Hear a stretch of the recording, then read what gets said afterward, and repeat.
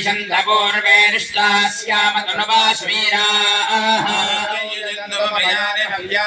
सत्यामनसो मे अस्तु नवमानिकाङ्गतमज्जनाः विश्वे देवासो अभिरोचतामे కూడా చేసుకుంటూ వస్తూ ఒక స్ఫూర్తిదాయకమైనటువంటి కార్యక్రమాన్ని వినూత్నమైనటువంటి పద్ధతిలో నడుపుతా ఉన్నాం. ఎందుకంటే ఈ వృత్తి, ఈ పురోహితులు కానీ అర్చకులు కానీ సమాజంలో అత్యంత గౌరవప్రదమైనటువంటి వృత్తి ఏది అంటే పురోహితులు, అర్చకులు. మనకి వాళ్ళు వీళ్ళు లేదు, ఈ సమాజం అంతా కూడా బాగుండాలని, ప్రతి ఒక్కరూ బాగుండాలని, ప్రతి కుటుంబం బాగుండాలని కోరుకునేటటువంటి సమాజం మనది. అలాంటిది మారుతున్నటువంటి కాలానికి అనుగుణంగా మనం కూడా మనలో ఉన్నటువంటి టాలెంట్ని ఎందుకు ప్రదర్శించకూడదు అని చెప్పని వివిధ స్థాయిల్లో రాష్ట్రంలో ఉమ్మడి ఆంధ్రప్రదేశ్ నుంచి, తెలంగాణ నుంచి, ఇతర జిల్లాల నుంచి కూడా అందరూ కూడా ఇక్కడ నమోదు చేసుకుని వివిధ స్థాయిల్లో ఈ టోర్నమెంట్లు, క్రికెట్ టోర్నమెంట్లో అందరూ కూడా భాగస్వాములు అవటం మనకి, మన జాతికి, బ్రాహ్మణ సామాజిక వర్గానికి గౌరవప్రదంగా ఉన్నది అని చెప్పిన కూడా ఈ సందర్భంగా నేను మనవి చేస్తున్నాను. ఈరోజు ఒక టీవీలో కూడా వచ్చింది, టీవీ 9లో.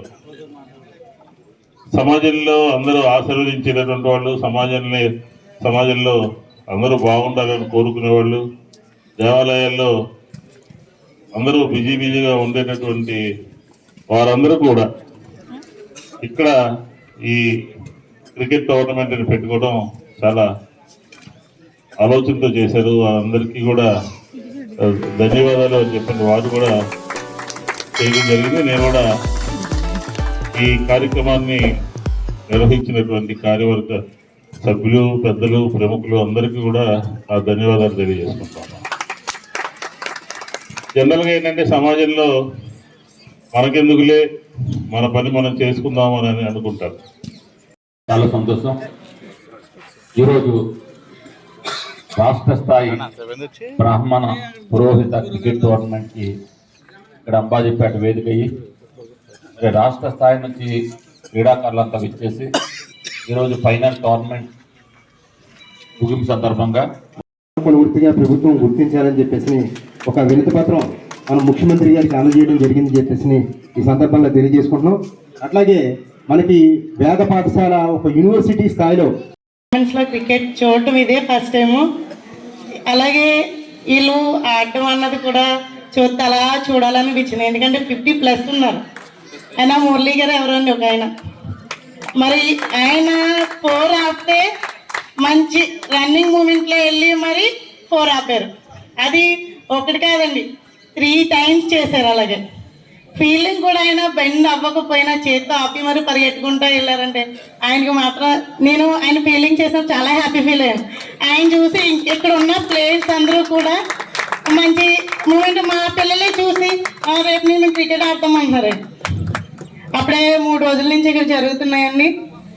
మరి ఈ విషయంలో అయితే మేము చాలా హ్యాపీ ఫీల్ అవుతున్నాం.